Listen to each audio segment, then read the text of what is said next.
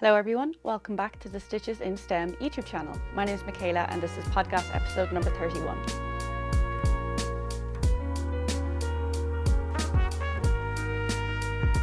If you're a returning viewer, you're very welcome back to the channel, and if you're new, thank you so much for clicking on the video. As I said, my name is Michaela and I'm a knitter from Dublin, Ireland. And today I just have a regular podcast episode with a few finished objects and a few whips. Before I get into that, I'm wearing my Weekender Crew, which is a pattern by Andrea Mary.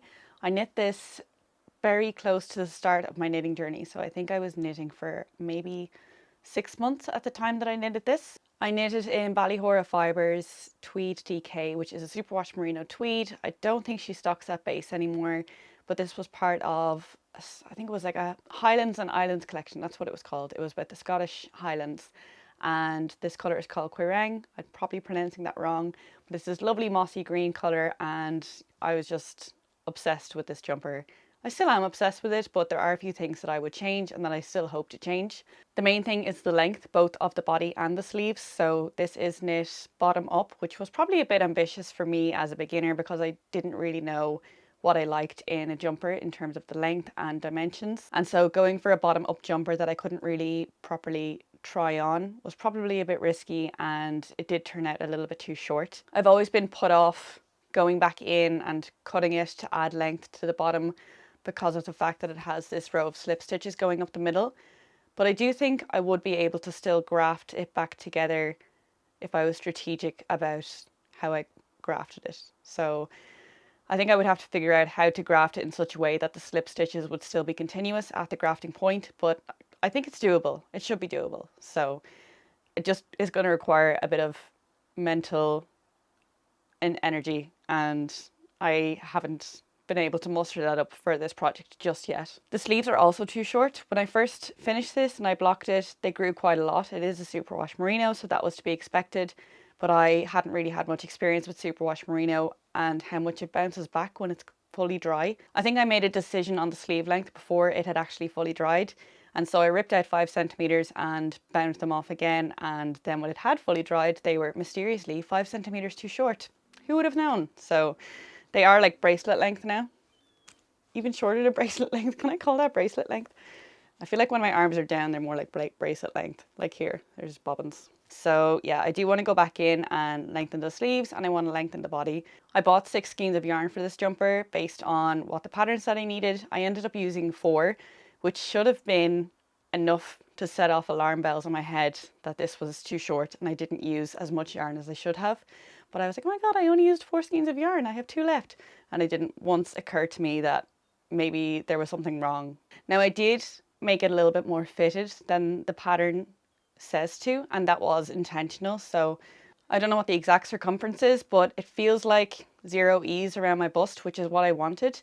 But I definitely think I want it to be longer. So whenever I have kind of changes to make to something, or like knitwear to fix, things that I don't really want to do, I tend to leave it until Christmas time because I have, you know, a big chunk of time off work. I have so much time to be knitting all the things that I want to knit.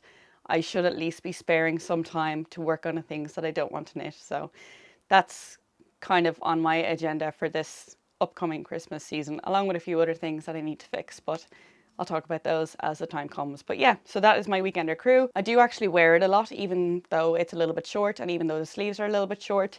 It's actually pilled with the amount that I've worn it, so I have worn it a good bit, and it is a superwash merino, so pilling is to be expected. I haven't de-pilled it, and I don't know if I will.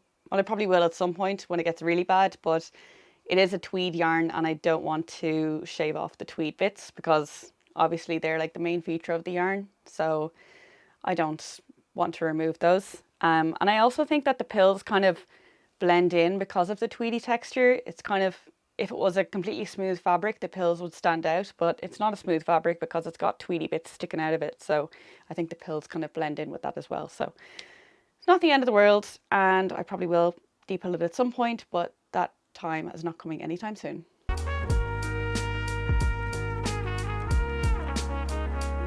So with that out of the way, let's get into the finished objects. And the first finished object I have for you is my Thru Lines shawl by Andrea Mary.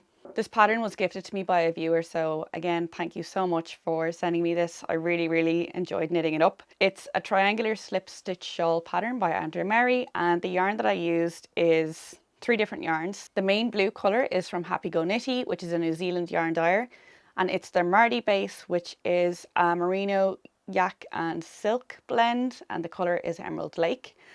The yellow colour is Kremka Soul Wool Edelweiss Alpaca in the colour Honey, and there's a Spin Cycle colourway in there as well, which is their Dyed in the Wool base, which is their sport weight. And the colourway is Miss Rumphius, which is an exclusive colourway for the yarn shop Lupine Wool Co in Auckland, New Zealand. So I got two of the 3 yarns in New Zealand, which makes this shawl extra special. And I knit this on 3.25mm needles. I did have this finished in the last episode, but I hadn't blocked it. So I've since actually blocked it twice. The first time I didn't pin it and the edges were still kind of rolling in a bit once it had dried. So I blocked it again and I pinned it that time just so that the I-cord edge would stay flat, and it did make a big difference. I think it turned out much better the second time I blocked it. The kind of narrower ends do twist, as you can see, but they were twisting a lot more after the first time I had blocked it, so definitely think pinning it made a big difference. I try not to pin my knits too much, just because if you have to pin it once, you have to pin it every time you block, because wool has memory, so every time you wash it, it's going to return to its original state. So obviously with cables or lace, like I would pin it every time I wash it, but if I can get away with washing something and not having to pin it every single time, it's just like a lot less work. So I try to knit my projects in such a way that they'll fit the way I want them to fit, or they'll drape the way I want them to drape without me having to pin them. With garments especially, if it's like a stockinette garment, I will always try and knit it so that it fits when I block it without me having to pin it, because again, I don't want to have to pin it every single time I wash it. I just don't think that I should be having to do that, and it tells me that something went wrong with my measurements or my gauge if I have to pin it every time I block it just so that it fits me. So that's my thoughts on pinning and blocking, but I did have to pin this one, and to be honest, it's a scarf, so I'm not going to wash it that often anyway. It did grow a lot with blocking, but I expected that, and so I'm quite happy with the dimensions. At the widest point here, it's about 50 centimeters across, and it's about 300 centimeters in length, which is very long, but yeah, I'm quite happy with it. The way I wear this is I wrap it around my neck twice, and I have the tails hanging down the front. I think that if it was any shorter, and if I could only wrap it around once, I wouldn't like it as much, because it's quite a thin fabric, and I like my scarves to feel warm. I like to feel like there's a lot of fabric around my neck when I'm wearing a scarf. Like, I don't like scarves that kind of leave my neck exposed. Like, I like a bit of fabric up here. I don't like to feel like I'm choking. I'm very fussy. I don't like to feel choked by my scarf, but I also don't like to feel any kind of air against my neck if I'm wearing a scarf, because the whole point is to keep me warm. So yeah, I wrap this around twice. All of my neck is covered, but I don't feel like I'm choking, but it just feels like there's a nice cloud of fabric just around my neck, which is nice. So yeah, I'm very happy with the dimensions. It turned out pretty well, especially considering the fact that I added 5 of the stripe repeats before decreasing, which I've talked about before, and that was in order to use up as much of the Spin Cycle yarn as I could, because it was a 50-gram skein, and I didn't want to be left with like 25 grams, which I think is what I would have been left with if I had followed the pattern. And I wanted to use as much of it as possible because it was a special yarn. I got it in New Zealand, and I wanted it to be incorporated as much into this project as I could. I ended up using 32 grams of the Spin Cycle yarn, which I'm really happy with. I have 18 grams left. It was 50 grams. I weighed it before using, and it was 50 grams on the dot. So, or I think it was like 49.95. So I want my extra 0.05 grams, please. This scarf was knit as part of a knit along with some ladies from my knitting group. So we decided to do a knit along based on a painting. And the reason we settled on a painting was because it gives people more freedom to pick a colour that they like from the painting. We're not restricting people to any one pattern or any one colour. We picked a painting that had a lot of colours in it, so there had to be something in there that everyone would like, and everyone could participate and still end up with something that they really liked. And I have to say, I'm quite indifferent to knit-alongs. I will kind of only participate in them if they line up with my plans anyway. Like if I'm knitting a cable jumper and there's a cable jumper knit along, I'm like, okay, I might as well just participate in the cal, but I generally won't start a new project for a knit along just for the sake of joining a knit along. Whereas with this one, I had so much fun. It was just such a joy to be seeing everyone's projects and they all had the same kind of colour scheme. We had a WhatsApp group. Rather than doing it on social media, there was just like, I think there was about 15 of us participating, and it was just lovely to see everyone's photos coming in. There was a lot of, I'll put the painting up, I've shown it here before. There was a lot of yellows and blues, so mostly yellows, I think. And yeah, it was just really cool to see everyone's projects kind of reflect the colours of the painting. I'll put a collage up as well of all of the projects together, and you can see what I mean. I put the painting in the middle of the collage, and oh, it's just amazing. I loved it. It was so cool, and I definitely want to do another knit along like that based on a painting. I'm not a painter. I don't know anything about painting. I can't name any painters other than the really obvious ones like Dali, Da Vinci. Like that's it. That's all I got. There's probably more that I'm missing, but I don't know anything about painting. So it was really cool to be able to connect with another craft through my own craft, and it's something I would definitely do again. So keep your eyes peeled. I would love to host another knit along like that. I'd love to collaborate with other knitters on social media just to kind of increase the reach and, you know, reach as many people as we can. But if that's something that you'd be interested in participating in, let me know in the comments. I'd love to see how much interest there is in participating in a knit along like that. We could have maybe 3 different paintings that you pick from, but they could all be centered around one theme or something. I don't know. We'll have to think about it, but it was a lot of fun and I'd love to do it again. Sorry, I forgot to mention the painting. It's called Autumn in St. Stephen's Green, Dublin City Centre, and it's by Conor Maguire. And as the title suggests, it's a scene of autumn in St. Stephen's Green, which is a park in Dublin City Centre.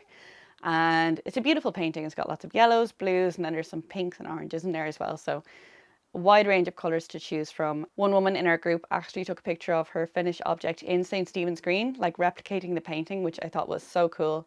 And her project was amazing as well. Beautiful shawl. I'll obviously put the picture up here.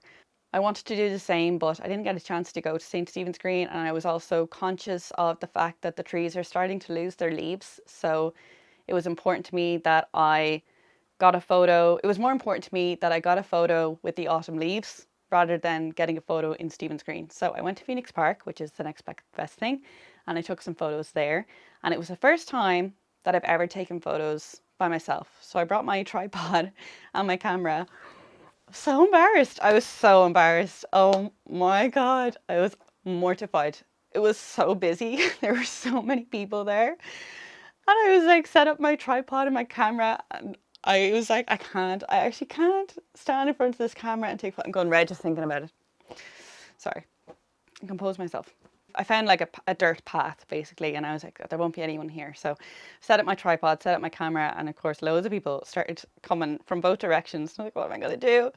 So I started taking photos of the leaves to make it look like I was there to take photos of the leaves. And they're terrible photos, like, yeah, really, really bad photos, but I was just like, I need to look like I'm doing something and not just waiting for people to walk by so I can take selfies, you know?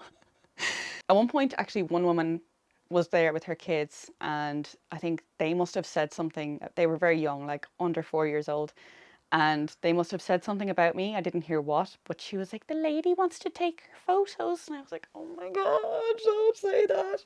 And then she walked past me, and I actually said to her, I'm mortified. And she was like, why? And I was like, because I'm here with my tripod and my camera. And she's like, are you an influencer?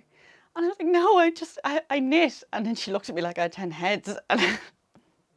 Anyway, so eventually the path quietened down, cleared out. At that point, the sun was getting very, very, very low. I think it had already gone down, but it was still bright out. And I was absolutely desperate to get my photos before it went fully down. So rushed a few photos out, and they actually turned out really, really well. After the embarrassment that I put myself through, I was really happy with them. So it paid off. I can't say I'm going to be very quick to do it again. It's not something that I felt like I got used to. You know, it wasn't like I just need to do it once and then I'll be able to do it again. I still will feel mortified if I have to do it again. Usually my boyfriend takes photos of me when we go and take photos of my knitting, but I've also had my parents come and take photos of me, like just to have someone with me and not have to do it by myself. But on this particular day, there was nobody around, and as I said, I really wanted to get a photo of the scarf with the autumn leaves, so I didn't feel like I had a choice. I just had to suck it up and do it. And yeah, I can't say I'm going to be rushing back to do it again anytime soon. It was just felt so uncomfortable, but as I said, the photos came out really nice, so it did pay off. If I came away from that and couldn't find one good photo, I would have been so disappointed. So yeah, I'm really happy with how they turned out. But anyway, I mentioned the spin cycle yarn usage, so I used 32 grams of that. But in terms of the other yarns, I used 190 grams of the blue color and 58 grams of the yellow color. The very first time I talked about this, I spoke about the color changing in the spin cycle wool and how I kind of had to come to terms with the fact that the spin cycle wouldn't be the main star of the show. And at first I was a little bit disappointed about that because I had knit up basically like 15 repeats, and I realized that within each stripe, the yellow color was a lot more prominent than the spin cycle color. And that's because the spin cycle is sandwiched between two lines of yellow, so it makes sense. But I was a bit disappointed because spin cycle yarn is expensive and I wanted it to stand out. But I decided to just trust the process and see how it turned out. And I do think it's the kind of scarf where, like, you can see a beautiful colour shift there. Or is that just the lighting in my camera? I'll put up a photo anyway where you can see the colour shift. I do think it turned out stunning. I'm so happy with how the spin cycle does show up, and how close up you might not see that colour shift, but obviously when you compare one end of the scarf to the other, you'll see that they're different colours.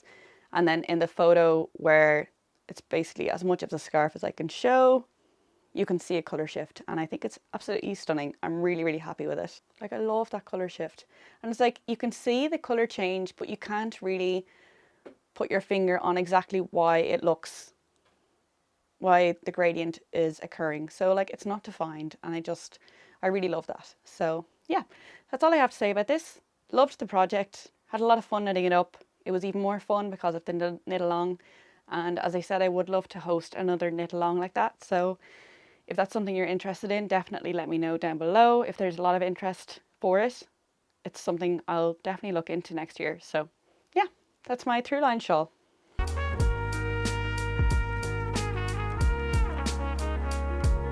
My next finished object is a pair of socks, and I have worn these twice since finishing them, so they are looking a little bit grubby. I apologise, but I do wear my socks. Sometimes I've seen videos where people show all the socks that they've made, and every single pair of socks looks pristine. And I'm like, do you wear those? Because I wear my socks once and they're already looking very grubby. But anyway, these are my Colourwork Cuff Club socks, volume 1 by Summer Lee. I used the chart from October 2024, which is these cute little ghosts. And as you can probably guess, I knit them up for Halloween. I can't remember where I was with these the last time I showed them, but I did finish them a few days before Halloween. I think Halloween was on the Friday and I finished them on the Tuesday maybe, and I got to wear them in those few days. I did think that they would be finished sooner, but I had an issue with the yarn. So the pink colour is Filcolana Arwetta in the colour Hibiscus, and the white and black are Retrosaria Rose Pomar Mondim in the colours white and black, off-white and black. So the Filcolana Arwetta is a 50 gram ball, and I am able to knit a pair of socks out of a 50 gram ball, and they would usually have a longer leg. So I knit these obviously cuffed down, and I knit them a little bit shorter than my usual sock length because I didn't want to run out of yarn. You can probably guess where this is going. And if I was using any other sock yarn, I would have been able to finish the pair of socks with 50 grams. But for some reason, my gauge is so much tighter with this yarn.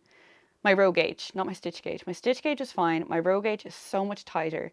So I was working along the foot and I ran out of yarn when I still had about an inch left to do before the toe. So I had quite a significant bit of the foot left to do, and I had run out of yarn. For reference, I usually work 45 rounds after gusset decreases before starting the toe.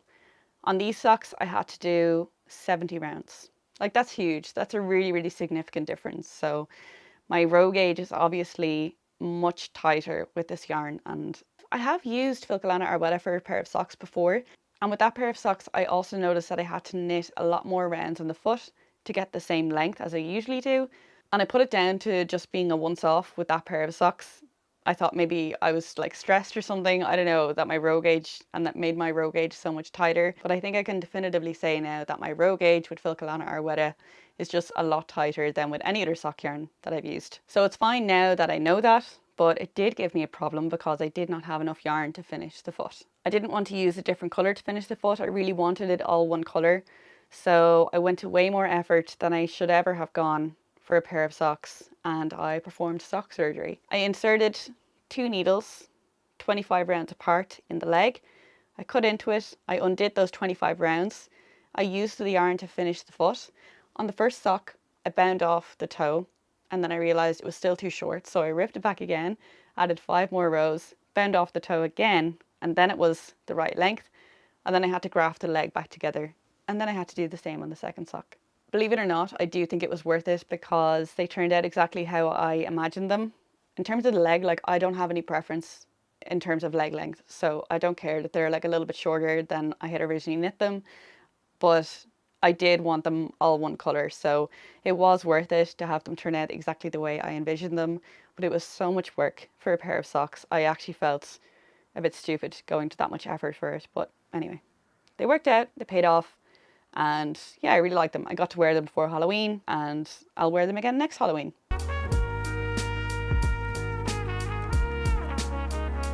My next finished object is one that I don't physically have with me because it was a gift for my boyfriend, and it's the Nightlight Shawl by Andrea Mowry.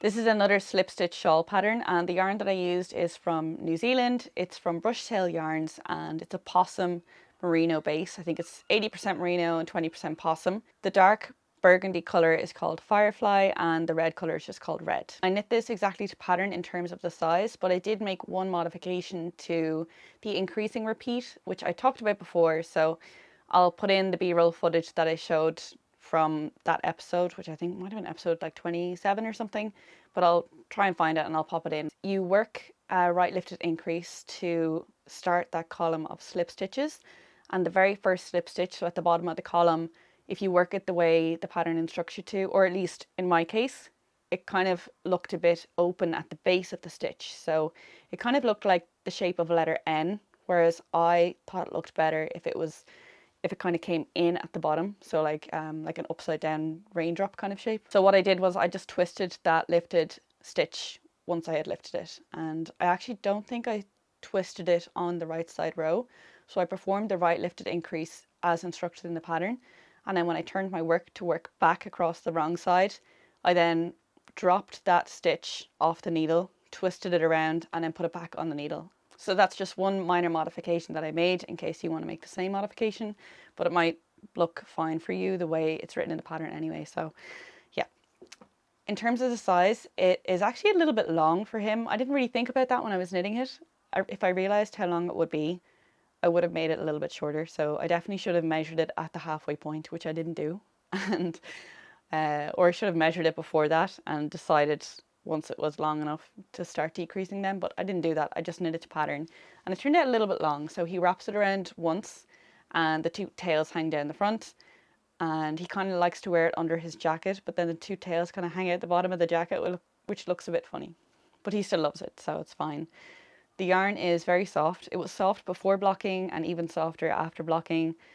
I really love it. I've spoken about that a million times, so I won't go into too much detail about it, but it is a very, very soft yarn. And if you ever have the opportunity to get your hands on it, I would definitely recommend it. I would make one of these scarves for myself. It was a very enjoyable knit. It was very comforting and rhythmic. It was comforting in part because of the yarn. Again, it was really soft, but it just moved really nicely on my needles. I used my laminated wood or bamboo needles from Knit Pro, you know, the ugly colourful ones. And it was just a really lovely knitting experience, but it was also a very rhythmic pattern, and there is a level of complexity because it's a 16 row repeat, and within each repeat there are a number of increased rows. Each one of those are different from the other increased rows. But in that way, I actually think it keeps your interest, and then once you learn the repeat, it's really smooth sailing. I didn't measure the finished scarf, but as I said, he wraps it around once and the tails hang out at the bottom. When I say he wraps it around once, this is what I mean. So the widest part of the scarf goes around the front, and this is going to hit my mic now, so I apologise. That and that. So that's what I mean by he wraps it around once, and then the 2 tail ends are hanging out the bottom of his coat.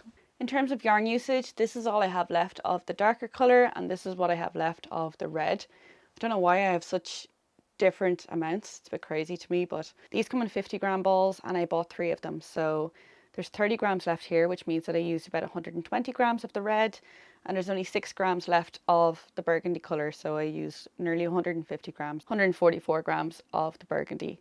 This is their 4-ply base and this was their 8-ply base. So I held this one double, but according to the meterage on the label, this held double. I can't remember exactly, but the meterage was different than this held single. Maybe that has something to do with the discrepancy in the amount of yarn that was used, but in any case, I had enough to finish the scarf. And that was my nightlight shawl. It was a really fun pattern. I'd definitely make it again and I'd recommend it. It was fun, it was interesting, but it wasn't overly complex either. The original sample was knit with a spin cycle colour changing yarn, so I think you could really have a lot of fun with your yarn choices, because obviously I used 2 solid colours and it still turned out really, really nice.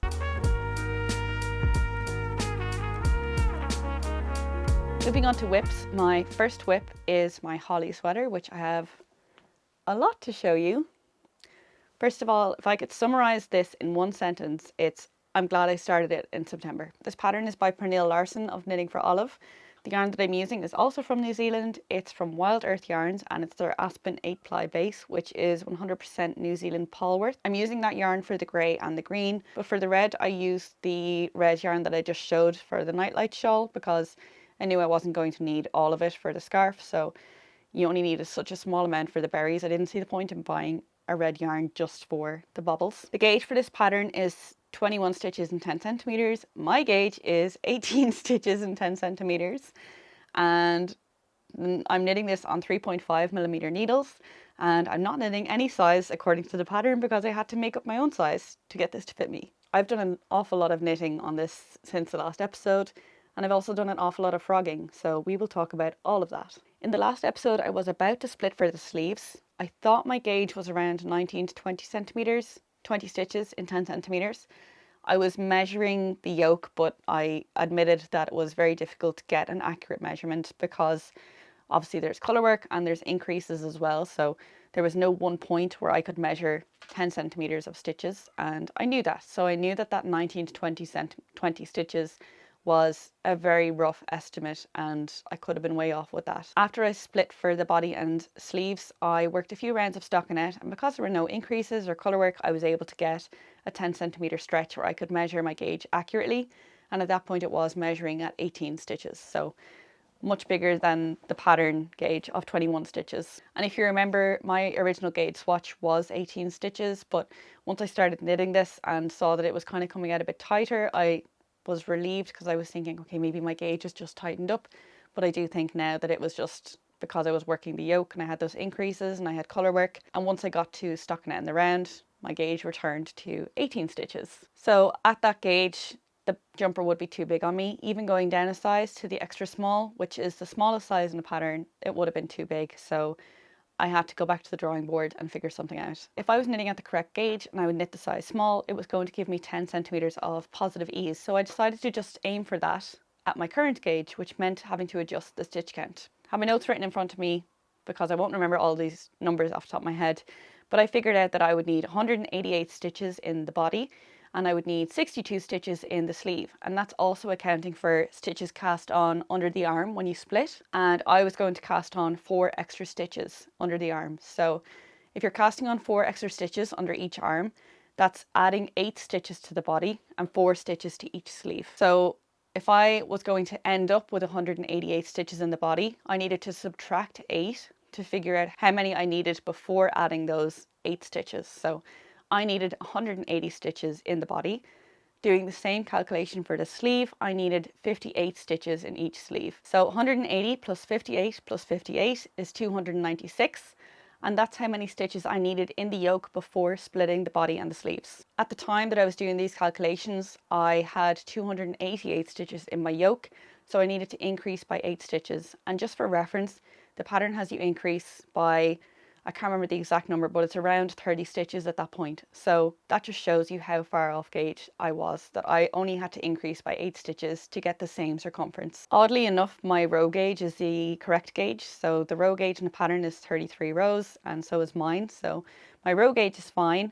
And I did double check that because I wanted to make sure that my yoke depth was going to be the same as the pattern. So I counted how many rows are in the pattern before the split, and I divided that by the pattern gauge to figure out how long the yoke needs to be, and I made sure that my yoke was measuring the same, and it was. So that was one less thing I had to worry about. But I did work my increase round, and then I split for the body and sleeves. I worked a few rounds and then I tried it on, and it actually felt still quite tight under the arm. Although the circumference of everything felt good, it just felt like the yoke wasn't deep enough. So I ripped it back again, and I added 2 centimeters to the yoke, and I split again. At that point, I blocked it again. So that means that my yoke at that point had been blocked a total of 3 times, which is very excessive considering it was just the yoke. But anyway, before I frogged it, I also had forgotten to do short rows under the arms. So there are short rows under the arms, oddly enough, not like centered on the back. You start under the arm and you work like back and forth short rows. But I forgot to do those the first time that I split for the body and sleeves. So I would have frogged that anyway, even if the gauge and the size and everything was working out, because I've never done short rows under the arm like that, and I wanted to see what effect they would have. So after, I don't know, I lost count of how many times I split the body and sleeves, but after the last time, I almost forgot to do the short rows again. I knit around and then realised, and then I started doing them. I have learned my lesson about being optimistic about this jumper, but I am 99% sure now that it is working out, because as you can see, I have nearly finished the body, and I started the sleeve this morning and I'm probably about a third of the way through. So yeah, I've tried it on and it fits, thankfully. So I do think that we're on the home stretch now, hopefully. For the underarm stitches, I tried a new technique to remove any holes. So I saw a reel on Instagram talking about this, and I'm not sure if I'm sure I can link a reel in the description box. I will link it below. It's a 2-part reel. I actually only did the first part because I was so, there were so many other things to worry about with this jumper that I didn't want to start trying out a new technique as well. So the gist of it is that you cast on your underarm stitches with a knit front back. So if the pattern asks you to cast on 4 extra stitches, if you work a knit front back in the last stitch before the underarm, you only cast on 2 extra stitches, and then you work a knit front back in the first stitch after the underarm. So you've cast on 2 extra stitches using those knit front back increases, and you also cast on 2 stitches with your backwards loop cast on, or whatever it is. So that's a total of 4 stitches. There's more to it than that. You have to pick up in a certain point when you're working the sleeve, but as I said, I just had too many other things to think about with this jumper, so I didn't really want to focus on another technique. So I just did the knit front back increases to cast on my stitches, and I actually think that made a big difference in itself. And I'm definitely going to try out the full technique the next time I have to cast on underarm stitches.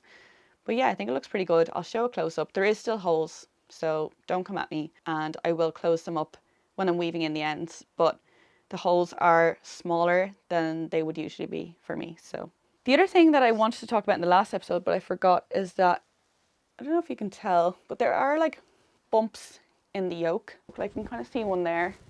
And at first I was worried that it was to do with my gauge, colourwork gauge versus non-colourwork gauge. But I've seen other products on Ravelry that have the same bumps. And I actually think it's to do with the increases. So you're increasing quite a rapid rate, I think. Maybe not, but I think you are. Anyone who's knit this pattern can tell me, because I don't do a lot of circular yokes, so I don't know what's the normal increase rate, but it felt quite rapid, and I think that's why I was getting those bumps. I think the yarn probably affects it as well, because I'm knitting at a very, very dense gauge. I couldn't possibly be knitting any denser, as I've already discussed. But if you were knitting at a more open gauge, like the recommended yarn in the pattern is Knitting for Olive Merino held with their soft silk mohair. And at a 21 stitch gauge, that's definitely going to be a little bit more loose and drapey. Not necessarily open, but it is going to be more loose and drapey than my fabric. And so I think those bumps just wouldn't show as much. So maybe something to consider if you're planning on knitting this pattern. The other thing I did that I did talk about was I reknit the neckline. So I knit the neckline according to pattern. It was too big, of course, because my gauge is too big. So I went back in below the collar and I cut out the collar and I added a decrease row. So the yoke is obviously constructed by a number of increase rows going from the collar down. And I kind of just reversed that by adding a decrease row above the first increase row. Does that make sense? So I decreased the stitches even further, and then I worked a 2x1 rib on the collar, which I don't think I've ever done on a garment. No, I've never done that in a garment. So I did a 2x1 rib. My ribbing looks really messy in this yarn, and I'm past the point of caring. I think it's just the way my ribbing is going to look, and for this particular jumper, as I said, there's plenty of other things that I need to worry about with this jumper, so the ribbing is just going to have to do the way it is. I could have done the thing of knitting it inside out, but I just didn't want to do that. I was just like, no, I just want this collar done so I can move on and worry about everything else that I have to worry about with this jumper. But yeah, it is getting there, and I do think that it's going to be finished this month. I think I'm going to get to wear loads in the run up to Christmas, so as I said, I am very happy that I started it in September. This yarn at times is tough on my hands. It does that thing where the stitches like stick to each other, and it's very difficult to get the needle in and open up a stitch so you can actually, knit a new stitch. So I do find it kind of tough on my hands, and I do take breaks with it. In terms of softness, on a scale of 1 to 10, if 1 is like Donegal yarns rustic and 10 is merino soft, I would say this is like a 5. But since I blocked this 3 times, I can say that it goes up to like a 7 or 8 on the softness scale after blocking. It feels really nice after blocking. Even before blocking, it's just kind of difficult to work with, in my opinion.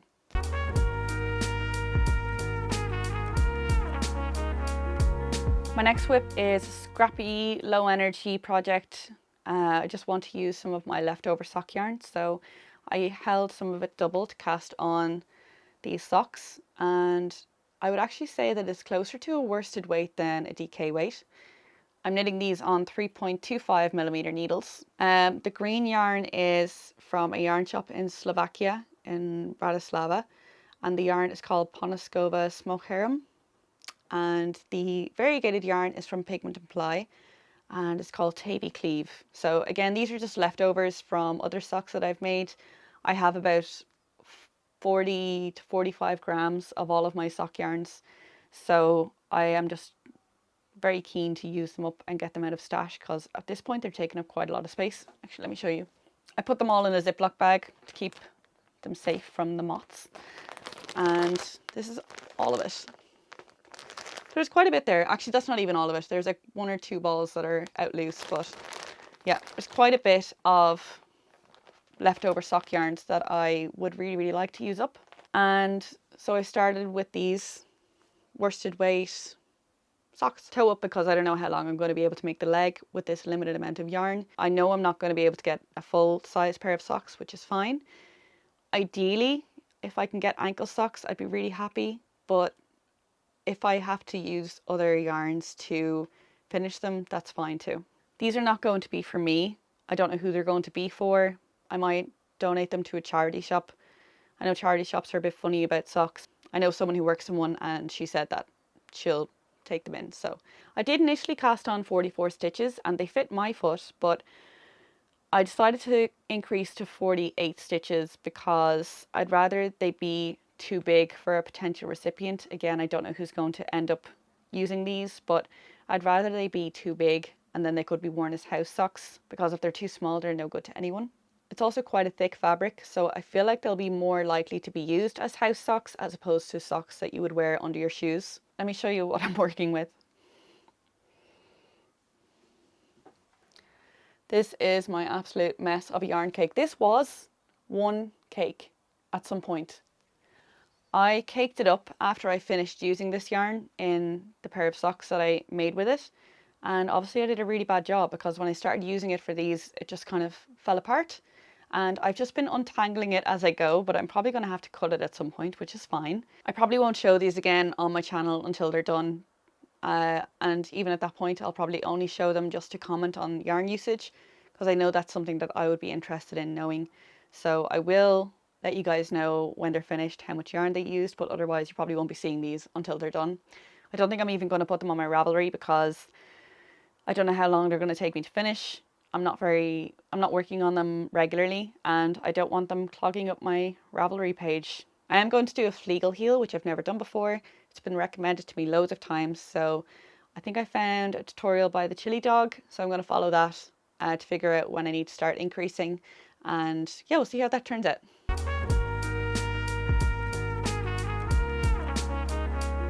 So much to talk about today.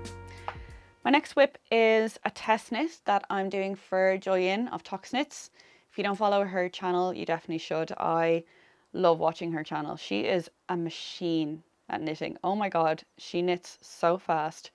Not that anyone has to knit fast, it obviously is a slow craft, but it's just so impressive, and I love seeing what she produces. She also uses a lot of colour in her knits, which I really like. So yeah, definitely recommend following her YouTube if you're not already. And she recently started, well, not recently actually, I think she's been designing patterns for maybe a year now. This is one of her upcoming releases. She already released the Ovie sweater, and she's designing a cardigan version. So I am test knitting the pattern for her, which I'm so grateful for. The yarn is from Lamana. It's their Como Grande base and their Premia base. Como Grande is a bulky weight merino. I think it's bulky. It's either Aran or bulky. And Premia is their silk mohair base. And the yarn was sponsored for the test knit, which is amazing. I have used Como Grande before and I loved it. Like one of my favorite yarns I used last year. So was so happy to be able to get to use it again. And as you can see, I have done the back yoke and I've done the front right shoulder. So my next job is to do the front left shoulder. I'm using 5mm needles for this, which is bigger than what I usually use. So it's kind of nice because it feels like it might work up a little bit faster than expected. The test period is around 6 to 7 weeks. I'll probably need more. I might need more. I don't know if I could knit a full cabled cardigan in that time, but as I said, it is on 5mm needles and it's already knitting up a little bit faster than I expected. So I'm just going to see how I get on, and she said it's flexible if anyone needs more time. So there's no pressure really, which is nice. I couldn't get gauge without going up to an uncomfortably big needle size, so I am knitting at a slightly tighter gauge than the pattern calls for, but I really like the fabric and I've done the maths and it will give me a similar amount of positive ease than that as the pattern actually calls for. So I think the pattern suggests 20 to 25 centimeters of positive ease, and I'm going to get about 18, which I'm happy with. The yarns are lovely, but I'm not sure I love how they look together. So their Como Grande is slightly more limited in colour range than their Como. So Como is their fingering weight version of the yarn. And I got the colour Rust in the Como Grande, which is this melange rusty brown colour. It's actually got bits of like mustard yellow in there as well. They do have rust in the Premia base, but judging by the pictures on the website, they looked quite different and I wasn't sure I would like how they looked when knit up. So I looked at their other colours for Premia and they have this one, which is called Chestnut Brown. And I thought when held together, the fabric would lean a little bit more chocolate brown, which I was kind of aiming for. And I did see a project on Ravelry by Coco Knits on Instagram. She's a prolific knitter and always produces amazing projects and amazing photos. But she had knit something with the fingering weight Como yarn in this colour, Rust, with the Premia yarn in this colour, Chestnut Brown. And together they produced a really nice chocolate brown fabric. So I was kind of thinking that maybe I would get the same fabric if I use these two yarns together. What I didn't account for is the fact that Como Grande is quite a bit thicker than Como, and when held together the mohair doesn't stand out as much, and so the overpowering colour is this rusty colour. And so the fabric is definitely not the same kind of chocolate brown as Kelly from Coco Knits was getting, but it is a little bit more rusty, which is fine. I do like it, but I suppose it just doesn't match the vision I had in my head. But I can always knit something else in a chocolate brown colour because this is a really, really lovely colour in its own right. The thing that I'm not too keen about is I feel like the silk core of the Premia is really obvious against the Como Grande, especially because they are actually quite different colours. The Premia is obviously a very cool toned dark brown. This is a warm toned rusty brown. And I feel like it's almost marled in the fabric. I feel like you can see the silk core of the premia, and so it doesn't really blend into the fabric, but rather looks like a silk mohair held with a wool, two different colors. So yeah, it might just be that I'm looking at it so much that I can see it and it's not actually that noticeable. But yeah, I'm gonna, like, you know, obviously finish it and see how I feel about it. I might change my mind. I do love the overall color. It's just when I see the silk core, I'm not loving it, but maybe that will change. I love the feel of the fabric. These two yarns together are making just such a lovely soft fabric. I really, really can't wait to have this finished and to be able to wear it. And the cables are stunning. I'm going to show a close-up because the cables are what drew my eye firstly when I saw this in the Ovie sweater pattern. And I was tempted to sign up to test that, but I decided I should probably focus on other whips. But when I saw that she was releasing a cardigan version, I was like, okay, that's the universe telling me to apply to this one, because the cables are just stunning on this. I really, really love them. The sweater pattern has the main cable kind of going down the center, but the cardigan has them at the sides, and then it has this double moss stitch panel in the center. I really like double moss stitch. I know some people are a bit not too keen on it, but I really like it. I really love how it looks in this pattern. And yeah, the yarns are really nice to work with. I do get, this might just be me, but whenever I knit with mohair, so not just this mohair, any mohair, either on its own or with another yarn, after a while, the mohair like feels like it's cutting into my finger, like when the way I tension it. Does that happen to anyone else? And I don't feel like I'm knitting especially tight, so I don't know if that's just me, but like I do get a bit of discomfort when I knit with mohair for a long time, because I feel like it's digging into my finger. Let me know if you get that too, because I'm curious. But yeah, that is my Ovie cardigan. I don't do a lot of test knits, but as I said, this one caught my eye. The moment she posted the Ovie sweater, I was just really, really drawn to it. And so I'm really glad to be testing the cardigan version.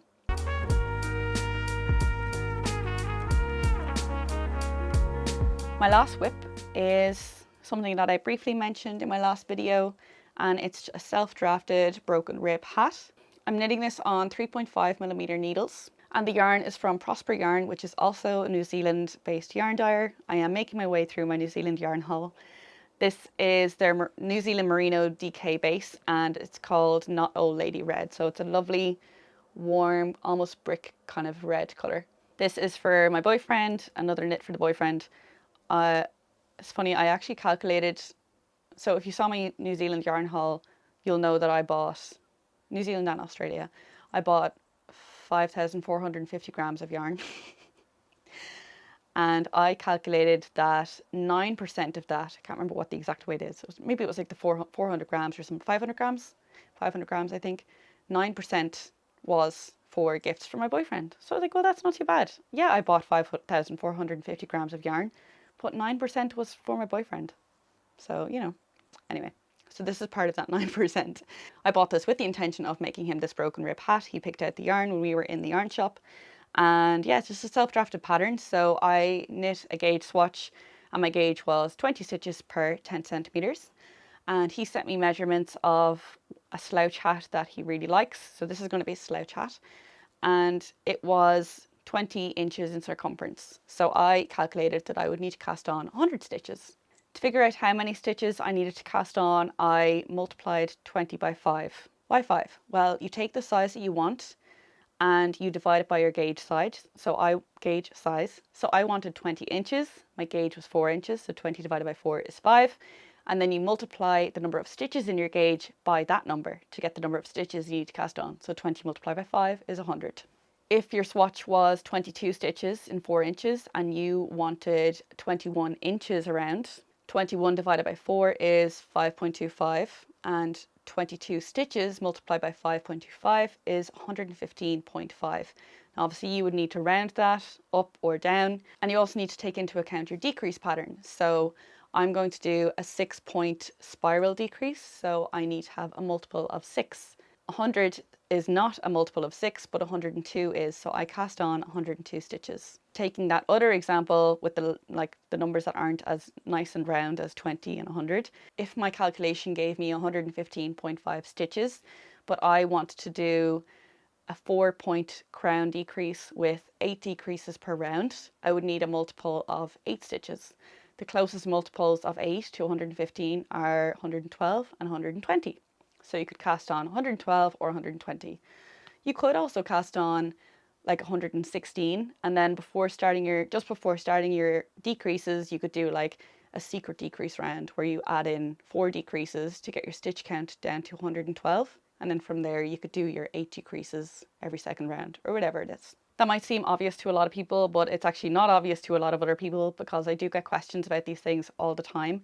And I don't feel like I talk about them that much because to me, they're kind of things that I would do every day in my knitting. And they're things that some people would do every day in their knitting. And so I don't want to bore people who already know all of this. But there is a huge number of people who are new to knitting and obviously don't know any of this. So I hope that it's still okay that I kind of go into detail about those things that might seem like they're common knowledge when they're really not. I just want to go on a slight tangent because I was thinking it would be good to do a video of basic knitting maths that I use a lot. So calculating how many stitches to cast on for a hat, how to modify the number of decrease rounds in a sleeve to match your row gauge. I actually got a question on Instagram about that the other day. How to calculate what size to cast on for a jumper if your gauge is off and you want to knit at that gauge instead of the pattern gauge, which isn't always recommended, but if you're dead set on knitting at a different gauge, how to calculate what size to knit and what modifications to make. So I think I will do a video like that, but let me know if that's something you're interested in. And if there's any other kind of mathsy things that I talk about that you'd like me to elaborate on, do let me know in the comments and I'll add it into that video when I do get around to making it. But anyway, with this hat, I cast on initially with a German cast on and I knit about 3 inches and I tried it on myself. Although the hat itself felt fine, the cast on felt a bit tight. So I undid it and I actually restarted it with a tubular cast on. And it's a little bit stretchier, but it actually, again, it felt slightly tight and my boyfriend's kind of fussy. So I wanted to make sure he was happy with it before I, finished it and spent all that time making it if it didn't actually fit him.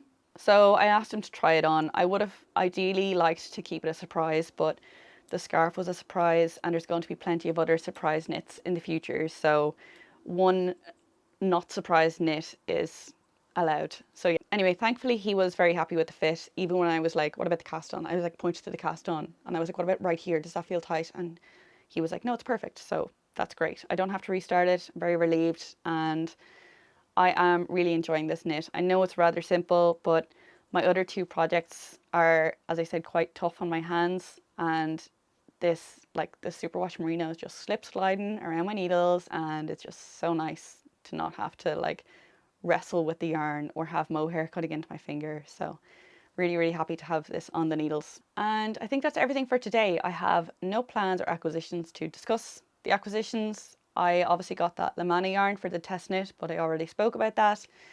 In terms of plans, I think my next few cast-ons are actually going to be socks. I have 1 jumper planned, but it's kind of self-drafted and I want to dedicate more time to that when it actually comes to casting on. But that will probably be my next garment cast on. So once I finish either the holly sweater or the Ovie cardigan or both, I'm going to start talking about that and I'm going to dedicate a lot of time to that. But I'm excited to talk about it when the time comes. I want to make it a free pattern as well, so we'll see how that goes. Yeah, other than that, I'm going to be casting on a lot of socks. I've got 3 to 4 yarns that are Christmas themed that I would like to be knitting either for Christmas or over the Christmas period. So those are my next few sock yarns, but that's a lot. 3 to 4 pairs of socks is a lot. So yeah, I'll probably do like 1 or 2 and then be like, I don't want to knit socks anymore, and then move on to something else. I do feel like I'm in a little bit of a knitting slump at the moment, and saying that out loud is actually kind of scary because I don't like giving weight to the idea that I might be in a knitting slump because I love knitting, but at the moment I am struggling to find motivation to even add projects to my queue. Like I have always had a queue of 3 to 4 projects, and now I'm kind of like, what will I cast on next? I don't know if it's that I can't decide because I want to cast on everything, or if it's that I don't want to cast on anything enough for it to be such a big priority. I don't know why I would be in a knitting slump, because I still enjoy the act of knitting, and when I'm not knitting, I'm thinking about knitting like I'm in work. I'm thinking about knitting and I want to go home and I want to knit, you know. And when I know I have an evening off, like if I don't have to go to the gym or something, I'm like, oh my God, I can't wait to knit all evening. And then, but it just doesn't give me the same, I don't have the same kind of drive that I used to have. And I don't think it's permanent, because I have gone through knitting slumps before, but I have always managed to eventually find a way out of a knitting slump. And I feel like I just need the right project to come along and get me out of a knitting slump again. So I don't know what that project is. So previously it was the Vertices Unite Shawl by Stephen West. I had a lot of fun knitting that. That got me out of a knitting slump. And so I just feel like I need something similar that will help me get out of a knitting slump. I am enjoying the projects that I'm working on and I want to get them finished. But I don't, as I said, I don't have a queue on Ravelry at the moment. And that's very unlike me. I'm nearly always like thinking about my queue, moving things around because I'm looking forward to casting on the next project, or if I want to bump something up because I'm more excited to work on it than I am anything else in my queue, you know. But like, I'm just kind of like, oh, I don't know what I want to do next, you know, that's all. I'm thinking what could help is reorganizing my yarn stash, and I'm about to show you something that looks a bit insane. So as I said, if you watched my New Zealand yarn haul, I bought over 5 kilos of yarn.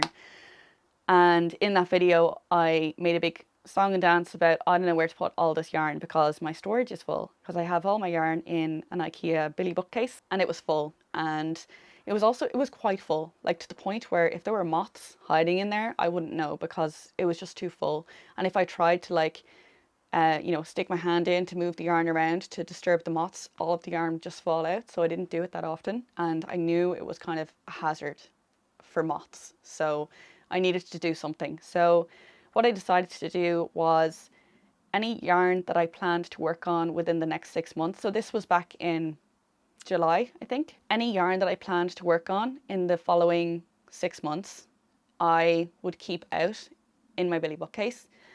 Anything else went into a big vacuum bag.